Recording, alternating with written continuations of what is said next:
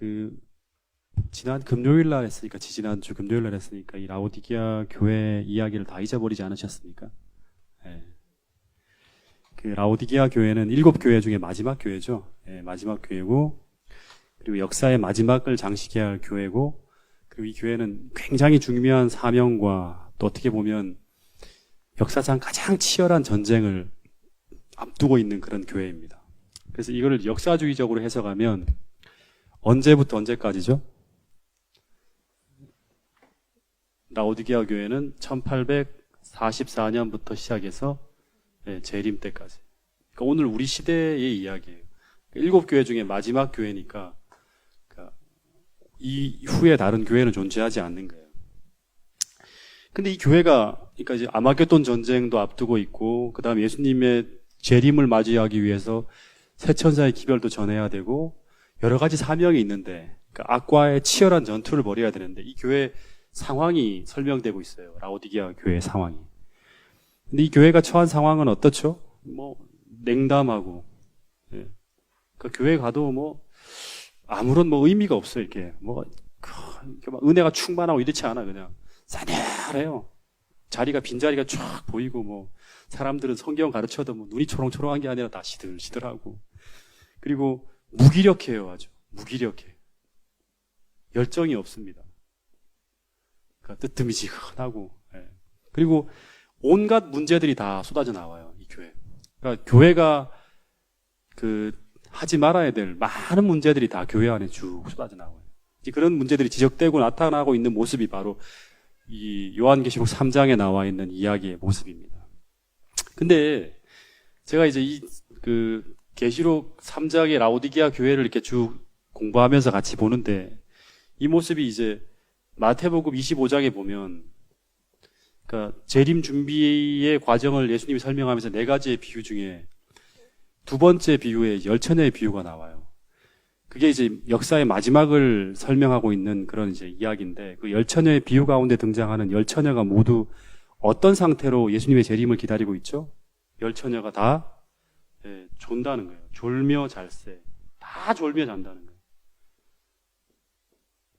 그래서 처녀는 교회잖아요. 그 교회가 다 졸며 잔다는 이야기와 계시록 3장에 나와 있는 라오디게아 교회의 상황,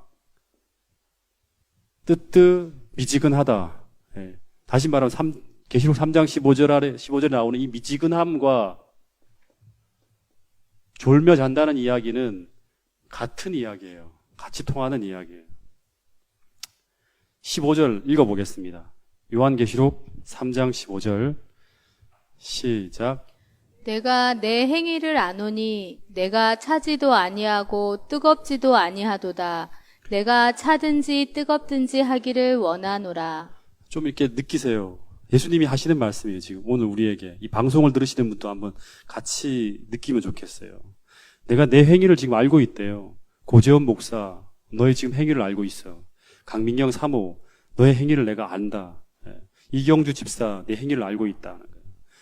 그래서 하나님이 이 교회에 던지는 메시지가 뭐냐 그러면, 차든지 차지도 않고 덥지도 않고, 다시 말하면 이 사람은 세상 사람도 아니고 교회 사람도 아니에요. 교회도 속하지 않고 세상에도 속해 있지 않아요. 근데 하나님이 말씀하시기를 차든지 뜨겁든지 하기를 원한다는 이 말은 뭐예요? 차다는 거 뭐예요? 냉담하게 되라는 말이에요? 아니, 나가라는 말이에요? 너 그렇게 살려면 나가. 냉담하게 되라. 이 말은 아니죠. 그죠? 뭐예요? 뜨겁게 되기를 원한다는 말이에요.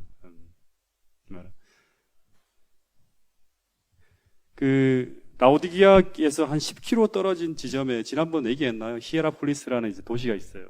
그 도시는 온천 도시예요. 이 온천 도시에서는 이제 온천수가 막 콸콸콸 나오잖아요. 근데 대부분 온천수가 그 석회석 퇴적층으로 돼 있어갖고 이제 이게 굉장히 부옅해요. 온천수가. 이 물이 이제 히에라폴리스에서 라오디게아까지 한 10km 떨어진 이 계곡으로 쭉 흘러 내려온다 합니다. 그래서 라오디게아 경내에 폭포로 막 쏟아져 내려온대요, 이 물이. 근데 이 라오디게아에는 자연적인 수원이 없었대요. 다시 말하면 이렇게 이제 팔당 호수 같이 이제 상수원이 없는 거예요. 그래서 약 10km 떨어진 이 히에라폴리스에서 오는 그 물을 받아갖고 이제 그 온천수를 식수로 사용했다 그럽니다. 그러니까 온천수는 뭐예요? 뜨겁죠. 뜨거운 게 이게 쭉 10km 따라 내려오면 얼마나 걸리나요? 팔당호에서부터 시작해서 이렇게 쭉 뜨거운 물이 쭉 따라가고 한 아산병원쯤 오면 어떻게 되나요? 미지근해지죠, 그렇죠? 그래서 이 물 속에는 온천수 특유의 아주 풍부한 미네랄, 무연 거예요. 미네랄이 아주 광물질이 짙게 용해되어 있었고, 그리고 그 물맛이 어떨까요? 미직지근한 거예요. 그러니까 그걸 입에 마시면 어떨까요? 구역질이 나죠. 토할 것 같은 거예요. 그런 물이 바로 이 라오디게아에서 마시던 물이었다 그럽니다. 근데 이 물맛이 마치 라오디게아 신자들의 신앙의 삶을 예증하는 것과 같은 거예요. 어떻게 해석하면 되냐 그러면 당시 사회에 비춰지는 라오디게아 교회 신자들의 모습은, 세상 사람들에게 비춰지는 라오디게아 교회 신자들의 모습은 세상 사람들이 볼 때 신선하지도 않고, 야, 저 사람들 진짜 참 뭔가 다르다, 신선해, 막 이렇게 뭔가 모르게 저 사람들의 이야기를 하는 이 진리의 이야기를 듣고 싶은 이런 신선한 맛도 없고, 그리고 미지근하고, 신앙생활을 한다 하지만 신앙생활 하는 것 같지가 않아요. 미지근하고, 그 다음에 온갖 세상의 찌꺼기와 오물들이 다 섞여 있는 신앙 상태가 바로 라오디게아 교회 교인들의 신앙의 모습이라는 거예요. 그래서 예수님이 이 라오디게아 교회에 이런 말씀을 하고 있는 거예요. 내가 이같이 미지근하여 더럽지도 아니하고 차지도 아니하니 내 입에서 너를 어떻게 한다? 토하여 내치리라. 다시 말해 이런 모습을 살아가는 신자들의 모습을 예수님은 받아들일 수가 없다는 거예요. 도저히 내가 받아들일 수 없다는 거예요. 이렇게 엄중한 시대를 살아가고 있고 마지막에 대한 어떤 수많은 진리들이 우리에게 들려주고 있지만 여전히 이 진리들이 신자들의 삶에 수용되지 않고 냉담하고 무기력하고 졸며 자고 있는 모습, 신선하지도 않고 진리로 말미암아 신선하게 변화되지도 않고 그 말씀대로 뜨겁게 살지도 못하고 그렇게 가고 있는 모습이 바로 라오디게아 교회 신자들의 모습이라는 거예요. 여러분, 이 신자들이 신앙이 미지근하다는 것은 신자들이 말씀을 따라 살고자 헌신하고 희생하는 것을 원하지 않는다는 거예요. 다시 말하면 말씀을 따라 살고자 헌신하고 희생하는 것을 다 피하고 오직 신앙의 달콤함과 편리함을 추구하며 살아가는 신앙의 모습이 바로 라오디게아 교회 신자들의 모습이에요. 그래서 이 시대의 신자들의 트렌드는요, 신앙을 부담스럽게 하지 않으려고 한다는 거예요. 이 시대 신자들의 트렌드가. 그래서 이런 시대적 흐름을 사람들이 파악할까요? 온갖 교회의 신앙연구소, 선교전략연구소, 그 다음에 무슨 교회 성장연구소에서 이런 시대적 트렌드를 파악하고 있을까요? 네, 파악하고 있어요. 그래서 이들을 교회에 붙들어 두기 위해서 어떻게 하냐 그러면 이들에게 맞는 신학이 만들어집니다. 그리고 이들의 길을 즐겁게 하는 설교가 만들어지는 거예요. 그리고 사람들은 신앙을 버리자니까, 지난번에 얘기했죠. 내세가 두렵고, 신앙을 올바르게 하자니까 세상 살아가는 재미를 놓칠 것 같고, 그래서 신앙과 세상 양쪽을 다 붙들고 살아가는 모습 속에서 나타나는 교회의 상황이 바로 라오디게아적 교회의 상황입니다. 오늘날하고 딱 맞죠. 이 시대 대부분의 이 시대의 어떤 신앙적 트렌드를 그대로 설명하고 소개하고 있어요. 그래서 이들은 산상수훈의 가르침에 나오는 이야기 중에 하나인 진리에 줄이고 목말라 하지 않아요. 다시 말해 이들은 그리스도에 주려 하지 않는다는, 진리에 주려 하지 않는다는 말은 그리스도에 주려 하지 않아요. 이 그리스도가 그렇게 필요하지 않아요, 이 사람들한테는. 그리스도가 없어도 충분히 행복하게 살아갈 수 있는 모든 문화가 다 있어요. 이 라오디게아 교회잖아요. 그리스도가 없어도 충분히 재미있게 살고 있어요. 이 내세만 잊어버릴 수 있다 그러면 이 땅에 충분히 그리스도 없이 살아갈 수 있는 상황. 그래서 이 진리에 줄이고 목말라 하지 않으니까, 그러니까 어떤 일이 벌어질까요? 하늘의 축복이 이 교회는 부어지지 않아요. 하늘의 축복이 쏟아지지 않아요. 왜 이런 일이 벌어지고 있는 것일까? 그 이유가 그 다음 절에 설명되고 있습니다. 17절. 왜 그러냐 그러면 바로 이런 상황 때문에 그러는 거예요. 내가 말하기를 나는 부자라 부요하여 부족한 것이 없다 하나 내 공고한 것과 가련한 것과 가난한 것과 눈먼 것과 벌거벗은 것을 알지 못하는도다. 예. 내가 말하기를 나는 뭐다? 부자라 부요하여 부족한 것이 없다. 라오디게아 교인들은 1차적으로 하나님을 신뢰하는 게 아니라 뭐를 신뢰하냐 그러면 지난번 설명했죠. 라오디게아 교회가 얼마나 부자인 교회인지. 부를 신뢰하는 거예요. 이 돈이 없으면 불안해요. 학원이 잘 안 되면 불안하잖아요. 이경 집사님. 그죠? 네. 이게 잘 돼야지만 마음이 편안한 거예요. 우리가. 교회도 재정이 막 떨어지면 불안해. 그러니까 이게 이 부라는 다시 말하면 부를 신뢰하고 의지하고 있는 게 라오디게아 교인들이에요. 그리고 그것을 뭐라고 생각하냐 그러면 이게 문제예요. 이거를 하늘의 축복으로 생각하고 있어요. 하나님의 축복으로. 하늘로부터 온 축복이라고 생각합니다. 많은 목사님들이 설교할 때 잘 설명을 해야 되는데 자칫 잘못하게 설명하면 여러분들 이렇게 이해할 수 있어요. 옛날에 제가 하도 교회 다닐 때 많이 들었는데 이런 이야기를요. 오늘날도 아마 우리가 그렇게 생각할지 몰라요. 목사님들이 설교할 때 대한민국, 미국 그리고 유럽이 물질적인 축복을 많이 받고 번영하고 있잖아요. 그죠? 근데 대한민국과 미국과 유럽이 기독교 국가였기 때문에 하나님께서 물질의 축복을 많이 주셨고 그로 인해 번영하고 있다고 하는 거예요. 여러분 이게 신학적으로 맞을까요? 맞을까요? 그럼 오늘 우리 다 잘 살아야 하잖아요. 여기 진리교회인데 우리가 다 잘 살아야 되지 않습니까? 네? 물론 아브라함이나 이런 사람들의 이야기를 들어보면 맞을 수도 있어요. 근데 잘 빼놓고 생각하면 큰일 날 게 있어요. 네. 근데 여기서 하나 큰 착각에 빠질 수 있는 것이 뭐냐 그러면 물질적으로 풍요로운 라오디게아 교인들이 이 물질의 풍요함만을 보고 자신이 하나님의 많은 축복을 받고 있는 것으로 착각해서 자신의 참된 영적 상태에 대해서 속고 있을 수도 있다는 거예요. 이게 이제 옛날에 우리가 설명했던 그 여로보암 2세 때 벌어졌던 일, 솔로몬 시대 때 벌어졌던 일, 이런 것들을 제가 설명하면서 말씀을 드렸어요.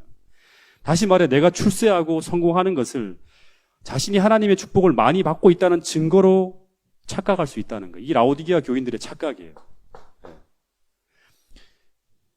그들은 믿음이 식어가고 신앙의 순수함이 사라져가고 헌신이 계속 줄어들어가고 있는데도 불구하고 그들은 물질적인 풍요함만을 바라보고 나는 하나님의 축복을 받고 있는 사람이라고 생각하며 착각하고 있다는 거예요.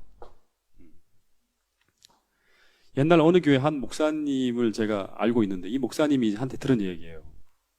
그 교회 한 가난한 장로님이 계셨어요. 근데 이분이 1980년대 굉장히 신실하게 교회에 봉사하시면서 살아가시던 분이었어요. 근데 이 목사님이 어느 날 저녁에 이 장로님 가정을 방문했대요. 그러면 이제 이 장로님이 정말 어렵게 밥을 지어서 이 목사님을 이제 접대를 하고 난 다음에 이 두 부부가 언제나 목사님 앞에서 하는 이야기가 뭐냐 그러면 예수님 이야기. 그리고 신실한 신앙에 대한 이야기를 하면서 정말 순수하고 아름답게 신앙생활을 하려고 몸부림치면서 그렇게 또 하고 있는 분이었어요. 그래서 그 얘기를 들으면 이 목사님이 너무 감동이 되는 거예요. 어떻게 이렇게 아름답게 신앙생활을 할 수 있을까 할 정도로. 근데 1990년대 갑자기 고도 경제 성장을 하면서 막 부동산 땅값이 막 들썩들썩하면서 막 떠들다가 이 두 부부가 살고 있던 집 그 동네 밭값이 옛날에는 한 평에 돈 100원씩 하던 게 갑자기 몇만 원대로 막 올라버린 거예요. 그러면서 순식간에 이 두 부부가 부자가 되었다. 그럼 어떻게 될까요? 네? 그러면서 이 두 부부의 입에 어느 날 목사님이 이 가정에 방문했는데 이 두 부부의 입에서는요 더 이상 하나님 이야기가 안 나와요. 네. 그리고 신앙에 대한 관심이 없어요. 어떻게 하면 더 돈을 더 벌 수 있을까?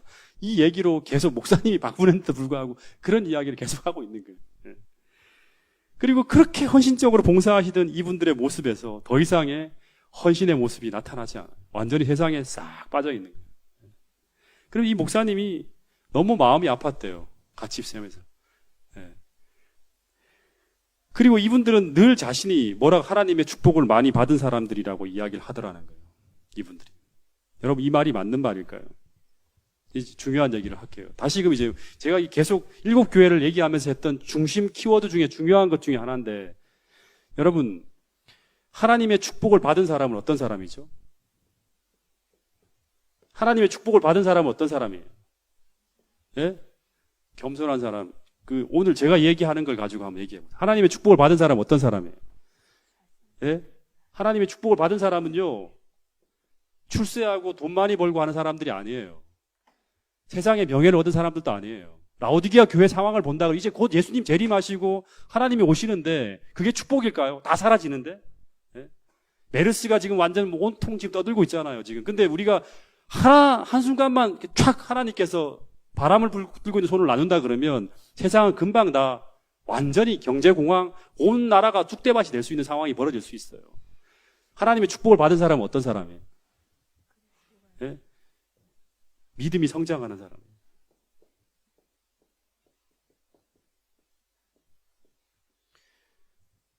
하나님의 축복을 받았다는 것은 곧 그 사람의 믿음이 자라고 있다는 거예요. 예. 그리스도를 더 많이 사랑하고 천국의 사람으로 변해가는 것이 하나님이 인간에게 주실 수 있는 최고의 축복입니다. 이 맞습니까? 그래서 서머나 교회는 그토록 가난한 것처럼 보였지만 내가 네 환난과 궁핍을 알지만 실상은 어떤 사람들이다? 너희는 부유한 사람이라 그러는 거예요. 예. 겉으로는 가난한 것처럼 보였지만 너희들은 축복받고 있는 사람들이었어요. 그 장로님들은 80년대 그 장로님들은 축복받고 있는 사람이었어요. 겉으로는 가난했지만. 근데 90년대 그분들은 라오디게아 상황처럼 똑같이 겉으로는 부자였지만 실상으로는 가난한 사람이었다는 거예요. 라오디게아 신자들이 부자라고 스스로 생각하며 하나님의 축복을 받은 사람이라 생각했지만 실상에는 가난한 사람이라고 성경은 평가하고 있는 거예요. 여러분, 그래서 성경에서 부유하다, 가난하다 할 때 무엇을 두고 하는 말이냐 그러면 믿음이에요, 믿음. 부유하다, 가난하다 한다는 건 하나님의 축복을 받고 있는가? 아니면 축복이 사라졌는가? 시냇가에 심은 나무처럼 하늘의 축복과 생명력으로 살고 있는가? 아니면 황무한 삶, 신앙적 상태로 살아가고 있는가? 그 결과는 바로 너희들이 믿음의 부유함이 있는가 하는 거예요. 믿음 가지고 평가한다는 거예요. 다시 말해 믿음이 부유하면 하나님 앞에 부자고 믿음이 없다면 그 사람은 거지같이 가난한 거예요. 그래서 이 라오디게아 교회가 스스로는 부자라 하는데도 불구하고 하나님께서 이 교회가 가난하다고 하는 것은 이 교회가 외형은 돈 많고 신자도 많고 그래서 믿음도 있어 보였지만 실상은 가난하다고 하는 이 말은 뭐냐 그러면 신자들의 모습 속에서 믿음이 거의 없는 모습으로 교회가 돌아가고 있다는 거예요. 여러분, 교회의 가장 무서운 비극은요, 믿음을 잃어버리는 거예요. 믿음을 잃어버리면 무엇을 잃어버리냐 그러면 그리스도를 잊어버리는 거예요. 믿음이 없는 마음밭에는 그리스도께서는 들어갈 수가 없는 거예요. 믿음이 없는 마음밭에는 그리스도가 없는 거예요. 그래서 이 교회에 예수님이 어디 계시죠? 문 밖에 계시는 거예요. 문 밖에서. 신자들의 삶에 그리스도로 그들이 살고 있지 않기 때문에 그리스도는 없는 상태로 교회의 모든 모습들, 신자들의 삶이 돌아가고 있는 거예요.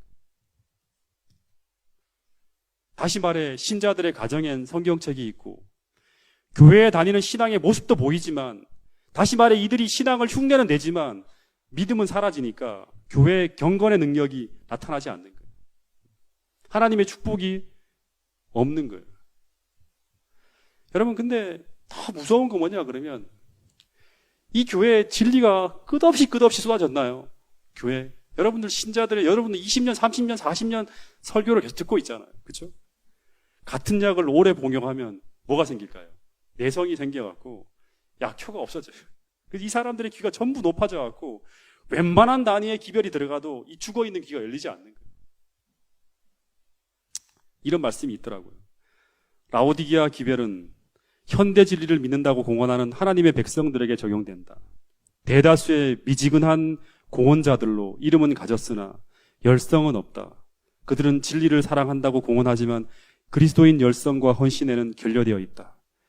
그들은 모두 내팽개치고 불신자가 될 위험에까지 이르지는 않았지만 그렇다고 자신에 대해 죽고 그들의 신앙적 원칙을 철저하게 따라 나서기를 즐겨하지는 않는다. 이 교회 증언 4권에 있는 말이에요. 하나님의 종들은 오늘 저에게 하는 말이죠. 이 기별을 미지근한 교회에 전해야 할 것이다. 이 기별은 하나님의 백성들을 안일하고 위험한 기만에서 각성시켜 하나님 앞에서의 저들의 참 상태를 깨닫도록 해야 된다. 만일 이 증언을 받아들인다면 각성이 일어나 겸손과 죄의 자백으로 인도할 것이다. 교회 증언 3권 259페이지에 있는 말이에요. 여러분, 이 계시록 3장 16절 17절을 한번 천천히 다시 한번 읽어보겠습니다. 3장 16절 17절을 같이 입을 맞춰서 다시 한번 읽어보겠습니다.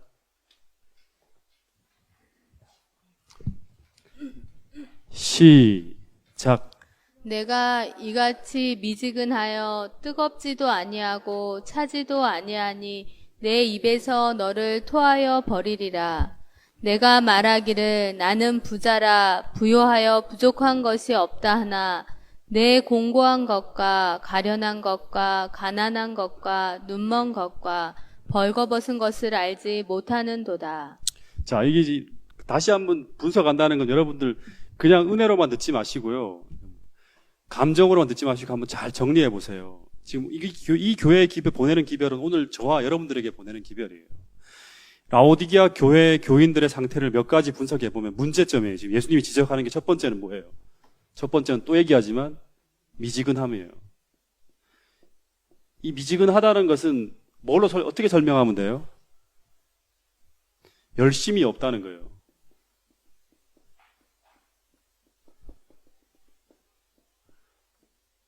요즘에 제가 이제 전도회 끝나고 난 다음에 전도회 얼마 전부터 제가 지금 어떤 좀 이렇게 이야기들을 좀 보는데 지금 어떤 이제 인근에 있는 일요일 교회 이제 모범적으로 성장하는 일요일 교회 그 목사님의 삶과 그다음에 그 신자들의 삶을 보면서요. 야, 정말 제가 아주 굉장히 많이 회개를 했습니다. 이런 비전과 이런 열성을 가지고 움직이는 교회가 진리도 없는데 마지막 시대에 진리도 없는데 그들은 진짜 정말 순수하게 살고 있어요. 그리고 굉장히 뜨겁게 일해. 그 교회는 사람들이 7년만 지나면 다 선교사로 가요. 그 교회에 대단한 어떤 카이스트 교수에서 그 다음에 이제 그 평생 그 테뉴어라 그래갖고 이제 정년이 보장된 그 교수가 그 모든 걸 버리고 정말 굉장히 어떻게 보면 위험천만한 그러한 곳으로 자기의 사명을 따라 움직이는 거예요. 그리고 서울대 출신의 어떤 그런 외교관이었던 사람도 일본으로, 그 다음에 저기 카나다, 어디 아프리카로 다 떠나는 거예요. 나이가 60, 70대 되시는 분들도. 기별을 전하기 위해서 동분서주하면서 움직이는 그 열성들이 오늘 우리하고 너무 다른 거예요.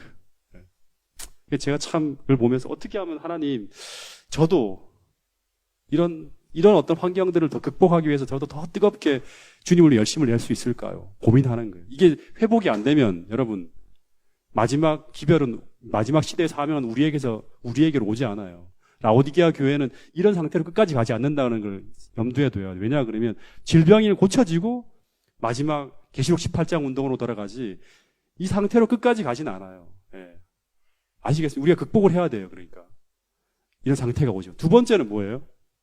두 번째는 곤고하고 가난하다는 거예요. 가난하다는 건 뭐예요? 가난하다. 성경에서 가난하다 하면 뭐가 없다?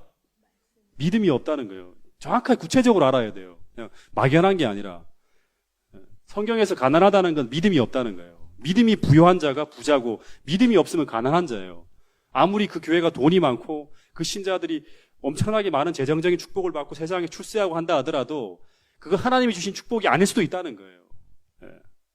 그게 축복이 되기 위해서는 믿음을 가진 자에게 동시에 그게 부어질 때 아브라함처럼 그들은 그 부와 그 재능을 가지고 하나님의 영광을 위해 사용하지, 안 그러면 추락하는 거예요. 그리스도를 의지하지 않고 이 세상적인 물질을 의지하는 삶으로 간다는 거예요. 이 시대는 사람들은 물질적으로 큰 축복을 받고 있지만 실제로 믿음이 없어요. 가난해요. 다시 말하면 믿음으로 말미암아 살지 않고 자신의 물질, 명예, 그 다음에 어떤 세상의 금력을 가지고 의지해 살아간다. 행함으로 산다는 거예요. 자신의 힘을 의지해 살아간다는 거예요. 세 번째는 뭐죠? 세 번째는 눈이 멀었다는 거예요.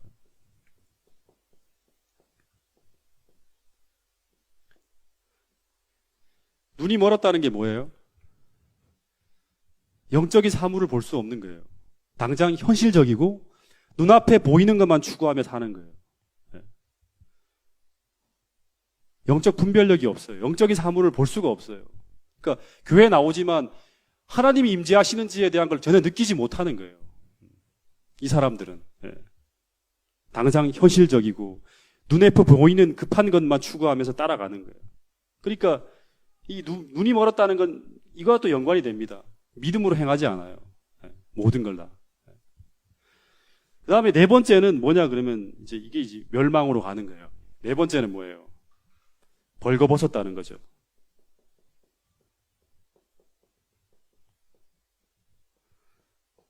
벌거벗었다는 것은 우리가 계속 공부하지만 의의 두루마기를 입고 있지 않아요. 그죠? 예수님의 이 속죄의 은혜를 경험하지 못하고 있는 거예요. 이 말은 죄를 짓고 살고 있지만 속죄의 경험을 하지 못하고 있다는 거예요. 이 마지막 시대는 대속죄의 시대예요. 그죠? 이 벌거벗은 상태로 다니고 있다는 것은 정죄 아래 그대로 노출되어 있는 거예요.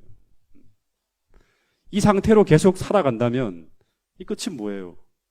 속죄를 경험하고 있지 못하면 죄의 삭은 사망이에요. 예수님 오실 때 이 사람들은 예수님을 영접하지 못해요.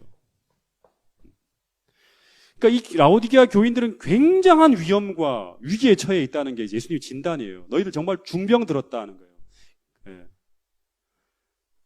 근데 이 라오디게아 교회가 더 위험하고 절망적인 것은 뭐냐 그러면 자신의 상태를 모른다는 거예요. 무슨 말 하는 거야? 우린 진리교회인데. 내가 이 교회를 다니고 있는데. 내가 얼마나 대단한 사람인데. 그런 말을 하고 있냐. 저희 아버지가 옛날에 이 말씀을 좀 드렸을 거예요. 간암 선고를 받고 이제 한 달밖에 못 사신다는 사실을 듣게 됐는데 이 사실을 형님들과 형제들은 다 비밀로 하자고 했어요. 근데 이거를 제가 이제 그때 25살이었죠. 이 사실을 아버지가 모르시면서 만약에 그냥 비밀로 해버리면 아버지한테 아무런 시도도 못 해보고 돌아가실 것 같은 거예요. 그래서 집안 식구들이 절대 아버지한테 비밀로 하라고 했는데도 불구하고 제가 이 말을 다 무시하고 아버지에게 이 상태를 말씀드렸어요. 그리고 아버지에게 간곡하게 아버지가 살 수 있는 방법은 이제 하나밖에 없다고. 그것은 바로 뭐냐 그러면 현대의학은 아버지를 살릴 수가 없다 한다. 그래서 아버지 제발 제 얘기를 믿고 아버지의 심각한 상태를 아신다 그러면 제 얘기를 믿고 우리 교회에서 운영하는 베델 하동에 있는 그 베델 수양원으로 가시는 그 방법밖에 아버지가 희망을 걸 수 있는 방법이 없다고 말씀드렸어요. 근데 태백에서 하동까지 거리가 요즘엔 도로가 뚫렸지만 1995년도에는 진짜 말 그대로 끝없이 가야 되는 길이에요. 네. 진짜 말 그대로 정말 태백에서 정말 너무너무 먼 거리거든요. 그리고 거기 아버지가 아는 사람은 아무도 없죠. 그리고 막내 아들 믿고 가려니까 이거는 말도 안 되는 것 같죠. 그러니까 아무리 간곡히 말씀드려도 아버지가 너무 불편하다 못 간다는. 그리고 아버지의 상태에 대해 얘기해도 아버지는 그걸 받아들이지 않았어요. 그러면서 하시는 말씀이 뭐냐 그러면 야 재훈아 사람이 그렇게 쉽게 죽지 않는다고 걱정하지 말라고 하시는 거예요. 다시 말해 아버지는 현 상태의 심각성을 모르는 거예요. 내가 아직 이렇게 멀쩡한데 무슨 소리 하고 있냐 하면서 버팅기시다가 제가 아주 진지하게 말씀을 드리면서 얘기를 하니까 마지못해 이제 아버지가 움직이기 시작하는데 그때도 아버지가 어떤 말씀을 하냐 지금도 기억합니다. 아버지가 이제 제가 이붓이라고 그때 이제 아버지 생일 선물로 뭘 사다 드렸냐 그러면 10만 원짜리 이제 가회를 해서 번 돈으로 10만 원짜리 잠바를 하나 사다 드렸어요. 아버지한테. 그때. 그래서 아버지에게 이 태백에서 3월이면 되게 추워요. 그죠? 그래서 이걸 입고 이 두꺼운 잠바를 입고 가야 한다면서 아버지 이 옷 입고 가라고 하니까 아버지가 좋은 잠바는 안 된다고 하시면서 다시 말하면 더럽혀지면 드라이도 맡겨야 되고 한다고 하면서 그 옷은 돌아와서 입을 거라고.